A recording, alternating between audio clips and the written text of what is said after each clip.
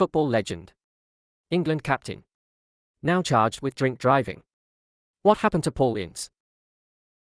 Man United legend Paul Ince charged with drink driving after crash, from Manchester United glory to a Range Rover crash.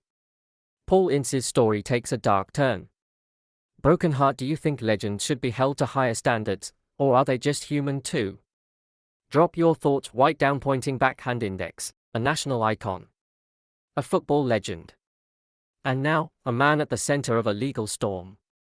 Paul Ince, once hailed as one of England's greatest midfielders, is now facing charges of drink driving after a car crash that shocked the quiet streets of Cheshire.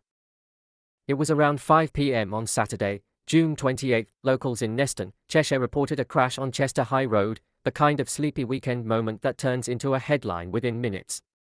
A black Range Rover, unmistakably powerful and imposing, had collided with the central reservation barrier. Police were called to the scene. Inside the vehicle, 57-year-old Paul Ince, the man who once captained England, the first black footballer to do so, was now being arrested on suspicion of drink driving. Ince, who lives on Quarry Road in Neston, was charged shortly thereafter.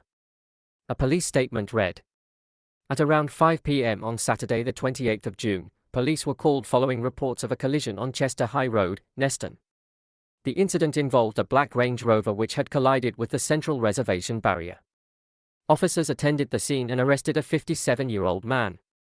Paul Ince, of Quarry Road, Neston, has since been charged with drink driving. The man who once wore the number 8 for Manchester United, who played over 200 games for the Red Devils and lifted 2 Premier League trophies, now faces a court appearance that could stain a storied legacy. He's been bailed to appear at Chester Magistrates Court on Friday, the 18th of July. Until then, the football world holds its breath, and the headlines write themselves. But how did we get here? Paul Ince's career spanned 20 years. From West Ham United, where he began his rise, to Manchester United, where he flourished under Sir Alex Ferguson, and even a stint at Inter Milan, one of the few English players to dare abroad in that era. He later played for Liverpool rivals Wolverhampton Wanderers and Middlesbrough. He earned 53 caps for England, and in 1993, made history as the first black player to captain the England national team, during a friendly against the United States. A milestone. A moment of pride. But the legacy didn't stop at the pitch. Post-retirement, Ince moved into management.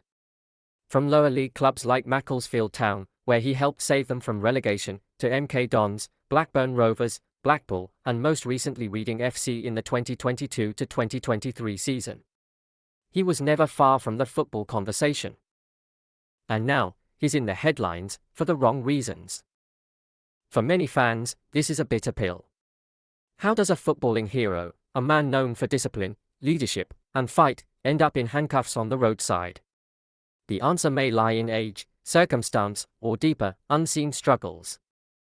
This incident comes in an era where ex-players are opening up more about post-retirement challenges, the loss of structure, the fading fame, the internal battles that can spill out in dangerous ways. While the case is still pending, and Ince has yet to be tried, the optics are already damaging. Fans and pundits alike are questioning the impact this will have not just on his reputation, but on the broader narrative of former athletes struggling with life after the pitch. Will Ince address the public? Will he seek help? Or will this become a footnote in a career that once stood for progress and pride? Only time, and the courts, will tell. One thing's for certain, a chapter has closed, and a reckoning has begun.